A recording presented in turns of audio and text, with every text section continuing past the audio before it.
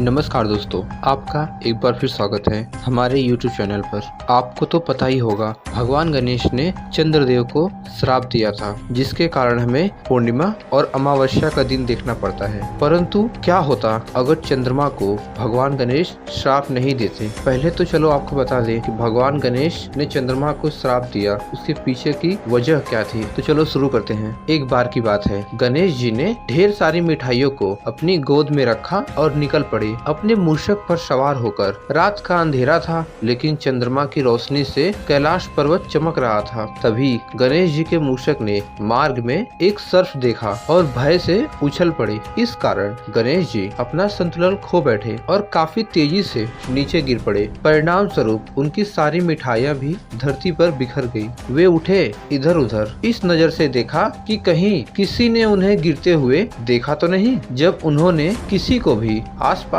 नहीं पाया तो वे मन ही मन संतुष्ट हो गए। लेकिन वे कहाँ जानते थे कि दूर आसमान से चंद्रमा उन्हें देख रहा था। गणेश जी तब आगे बढ़ते हैं और अपनी मिठाइयों को एकत्रित कर ही रहे थे कि उन्हें हंसने की आवाज सुनाई दी।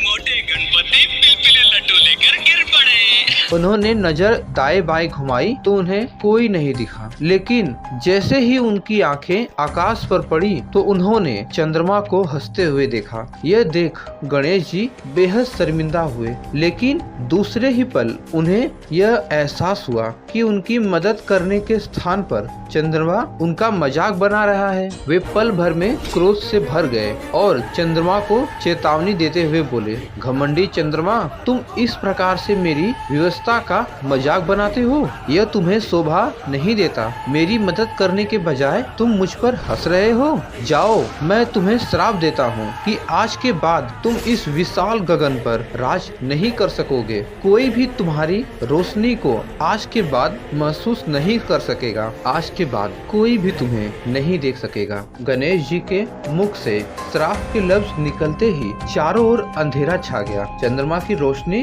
कहीं गायब हो गई। वह भयभीत हो गया और अगले ही पल गणेश जी के चरणों में आकर माफी मांगने लगा। हे देव, मुझे क्षमा कीजिए। मैं आपके रूप से अनजान था और अपनी सुंदरता के घमंड में आकर न जाने क्या क्या कह गया। बेहद शर्मिंदा चंद्रमा गणेश जी के चरणों में सिर रखकर रोते हुए कहने लगा। लेकिन दूसरी ओर गणेश जी का क्रोध शांत होने का नाम नहीं ले रहा था। अपनी भूल को पहचानने के बाद चंद्रमा बोले, कृपया आप मुझे माफ कर दीजिए और अपने इस श्राप से मुक्त कीजिए। यदि मैं अपनी रोशनी इस संसार पर नहीं फैला पाया तो मेरे होने ना होने का अर्थ खत्म हो जाएगा। चंद्रमा को यूं लाचार देखकर गणेश जी का गुस्सा कम होने लगा। वे मुस्कुराए और उन्होंने चंद्रमा को माफ किया। परंतु वो बोले, तुम्हें अपनी गलती का आभास हो गया, यह अच्छी बात है। लेकिन मैं अब चाह कर भी अपना श्राप वापस नहीं ले सकता। परंतु इस श्राप के असर को कम करने के लिए मैं तुम्हें एक वरदान जरूर दे सकता हूँ। गणेश जी ने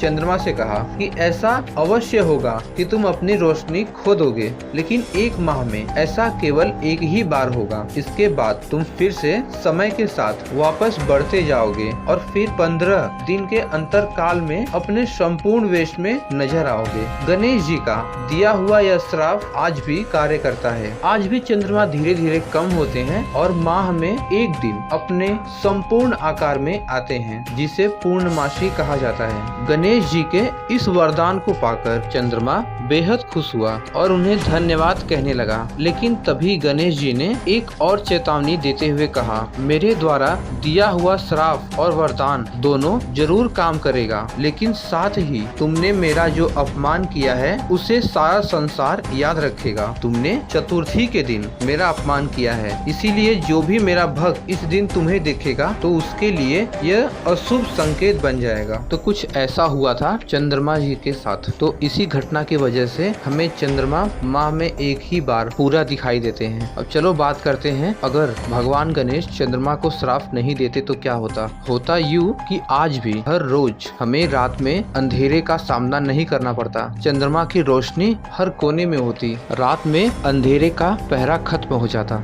रात और दिन दोनों में ज्यादा अंतर नहीं होता। परंतु श्राप के कारण हमें आज भी रात में अंधेरों का सामना करना पड़ता है। तो अभी के लिए बस इतना ही। अगर आपको वीडियो पसंद आई हो तो प्लीज लाइक करें एंड सब्सक्राइब करें। धन्यवाद।